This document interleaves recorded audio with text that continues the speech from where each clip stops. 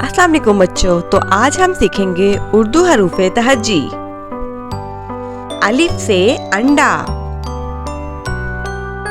अलिफ मदा से आम,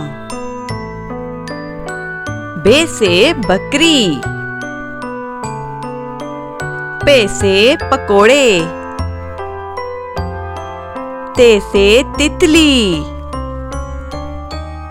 टे से टोपी, से समर, जीम से जुगनू, चे से चॉकलेट, हे से हलवा, खे से खरगोश, दाल से दिल, डाल से डबल रोटी, जाल से जखीरा,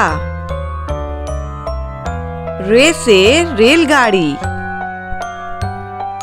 रे से पहाड़, जे से ज़ीब्रा, से सालाबारी, सीन से सजदा, शीन से शहद, स्वाद से संदूक, ज़्वाद से ज़ईफ, तोए से त्यारा,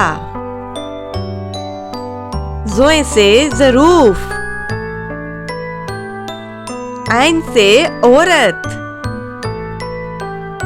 गैन से गुब्बारे, फे से फुवारा, काफ से कुरान पाक, काफ से केक,